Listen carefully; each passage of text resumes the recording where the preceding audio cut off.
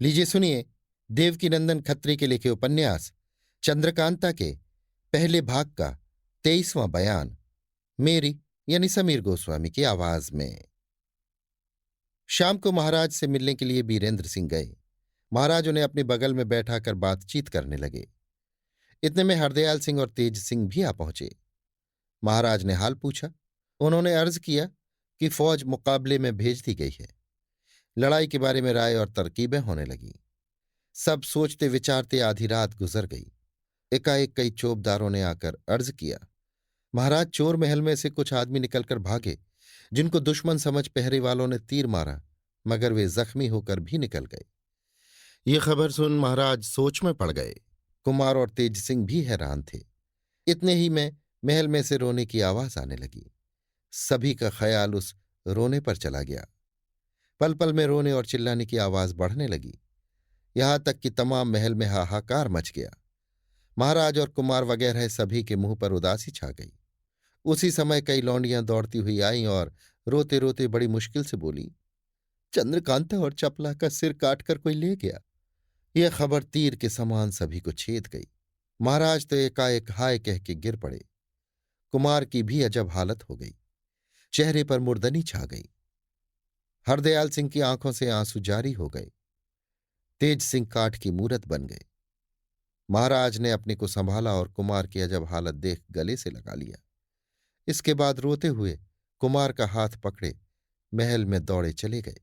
देखा कि हाहाकार मचा हुआ है। महारानी चंद्रकांता की लाश पर पछाड़े खा रही हैं, सिर फट गया है, खून जारी है। महाराज भी जाकर उसी लाश पर गिर पड़े। कुमार में तो इतनी भी ताकत न रही कि अंदर जाते, दरवाजे ही पर गिर पड़े। दांत बैठ गया, चेहरा जर्द और मुर्दे की सी सूरत हो गई। चंद्रकांता और चपला की लाशें पड़ी थीं, सिर नहीं था। कमरे में चारों तरफ खून ही खून दिखाई देता था। सभी की अजब हालत थी। महारानी रो रो कर कहती थी, हाय बेटी, तू कहाँ गई? उसका कैसा कलेजा था जिसने तेरे गले पर छुरी चलाई। हाय, अब मैं जीकर क्या करूंगी? तेरे ही वास्ते इतना बखेड़ा हुआ और तू ही न रही तो अब ये राज्य क्या हो? महाराज कहते थे, अब क्रूर की छाती ठंडी, शिवदत्त को मुराद मिल गई। कह दो अब आवे विजयगढ़ पर राज्य करे, हम तो लड़की का साथ देंगे।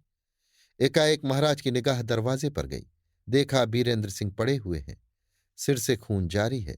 दौड़े और कुमार के पास आए। देखा तो बदन में दम नहीं, नब्ज का पता नहीं। नाक पर हाथ रखा तो सांस ठंडी चल रही है।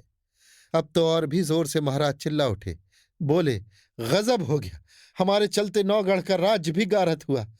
हम तो समझे थे कि बीरेंद्र सिंह को राज दे जंगल में चले जाएंगे, मगर हाय, विधाता को यह भी अच्छा न लगा। अरे कोई जाओ, जल्दी तेज सिंह को लेवा लाओ, कुमार को देखे।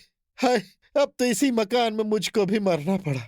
मैं समझता हूं राजा सुरेंद्र सिंह की जान भी इसी मकान में जाएगी।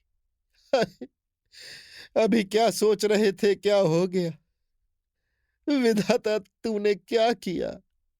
इतने में तेज सिंह आए। देखा कि बीरेंद्र सिंह पड़े हैं और महाराज उनके ऊपर हाथ रखे रो रहे हैं। तेज सिंह की जो कुछ जान बची थी वो भी निकल गई। बीरेंद्र सिंह की लाश के पास बैठ गए और जोर से बोले, कुमार, मेरा जी तो रोने को भी नहीं चाहता, क्योंकि मुझको अब इस दुनिया में रहना नहीं है। मैं तो खुशी खुशी तुम्हारा साथ दूंगा। ये कह कमर से खंजर निकाला और पेट में मारा ही चाहते थे कि दीवार फांद एक आदमी ने आकर हाथ पकड़ लिया। तेज सिंह ने उस आदमी को देखा जो सिर से पैर तक सिंदूर से रंगा हुआ था। उसने कहा, काहे को देते हो जान, मेरी बात सुनो दे कान। ये सब खेल ठगी को मान, लाश देख कर लो पहचान। उठो देखो भालो, खोजो खोज निकालो। ये कह वो दांत दिखलाता, उछलता कूदता भाग गया। अभी आप सुन रहे थे देवकीनंदन खत्री के लिखे उपन्यास चंद्रकांता के पहले भाग का 23वां बयान, मेरी यानी समीर गोस्वामी की आवाज में।